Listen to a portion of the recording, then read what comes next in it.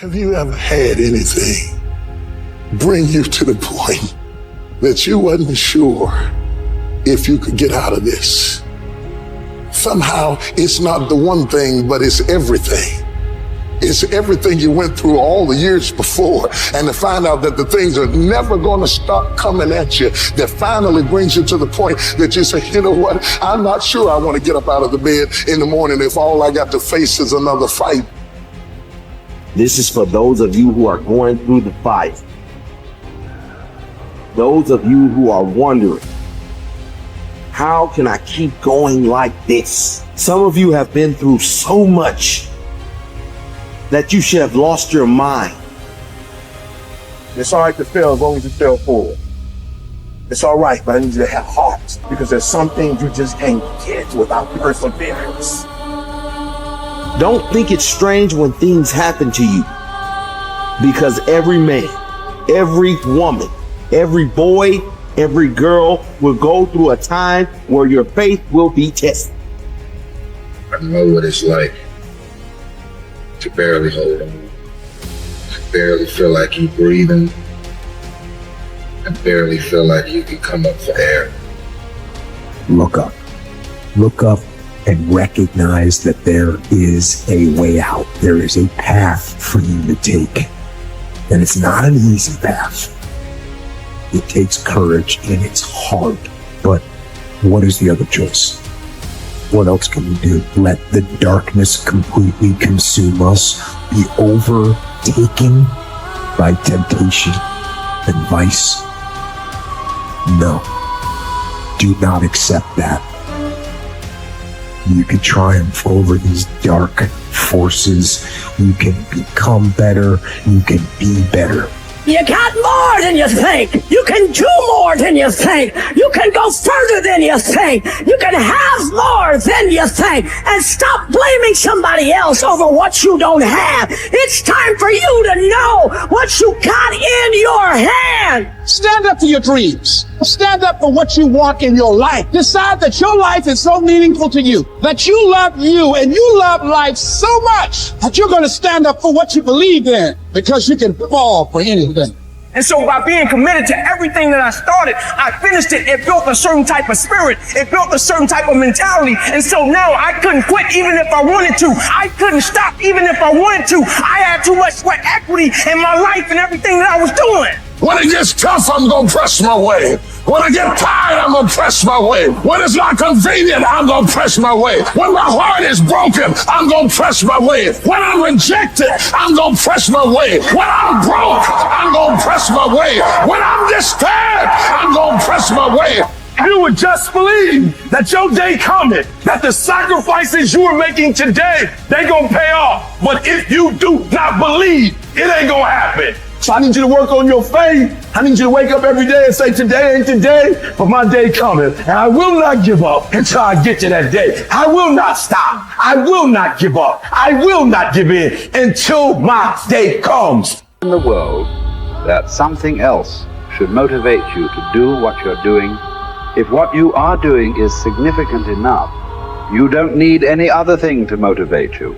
If what you are doing is truly significant to life, why do you need another motivation to make that happen? If you really understand and experience that what you are doing is truly important for every life around you, you don't need a motivation. Life just goes on. See, does your heartbeat need a motivation to keep it going? I'm asking you, all the life processes is not asking for any motivation, isn't it? Monsoon is coming. Any motivation? No, it's coming year after year. It's the natural process is going on, simply like that. In you and me, life is on. What I'm telling you is, if you are doing something which is aligned with the fundamental life process of who you are, this can find a million expressions. It need not be just spiritual teaching. It can find a million expressions that what you are doing is aligned with your fundamental life process. Then you will not need anything to motivate you. Simply, as a part of life, it will just happen. How much you do simply depends on how much time you invested on upgrading yourself. The problem with the world right now is people are always trying to upgrade their activity. If you upgrade your activity without upgrading yourself, you are bound to break up somewhere. It's like you went on a Formula One track because you want to be on a fast track, and you went with your Maruti 800. Suppose you hit the right kind of speed. All the four wheels will go in four different directions. It won't hold up. If you want to be in that kind of speed and that kind of track, you must prepare the machine. Upgradation of this one is important. If you upgrade yourself, activity will simply happen. Many people around me, many times think I'm superhuman because of the activity that I perform. This is not about being superhuman. If you explore the possibilities of being human, if you explore the possibilities of the immensity of being human, you will realize you don't have to be a superhuman. Being human itself is super. So you will not need any external drive or some other inspiration. The very process of life will do it. It turns out 95% of who we are by our midlife is a set of memorized behaviors, unconscious habits, hardwired thoughts and attitudes, conditioned emotions that are so familiar to us that it doesn't even feel like fear, or it doesn't feel like sadness. It's just who we are.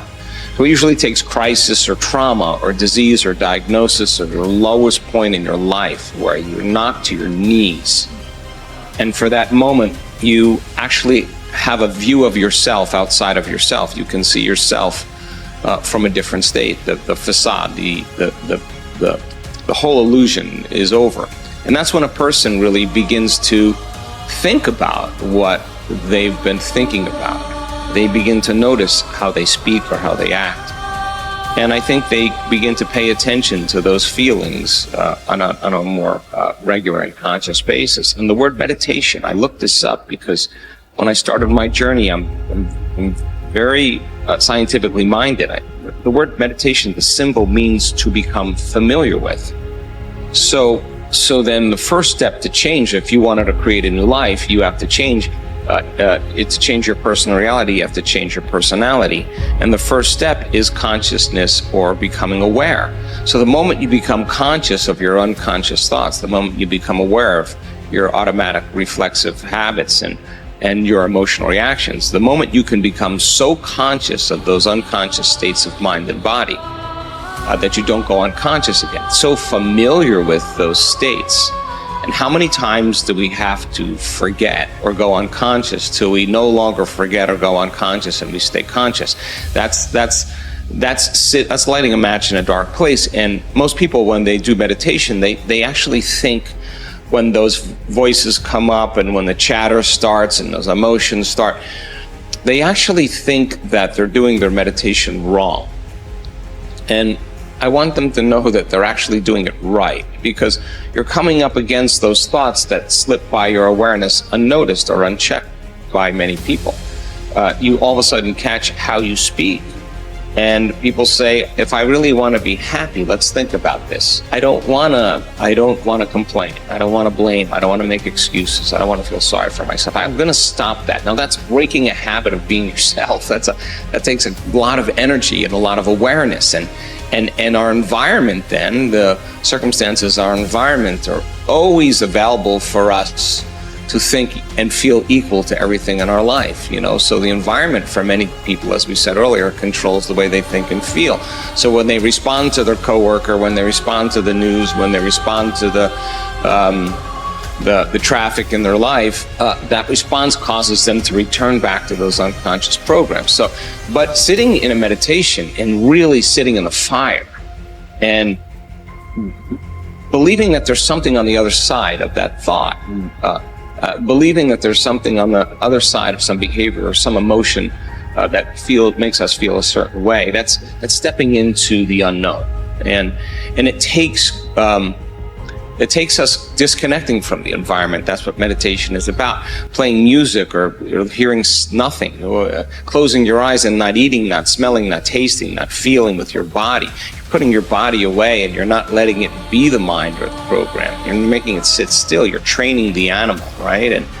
And a person starts feeling emotional and they catch themselves starting to feel those emotions. Instead of letting that emotion drive certain thoughts or actions, that person settles the body down in the meditation and brings it back into the present moment, and that's a victory.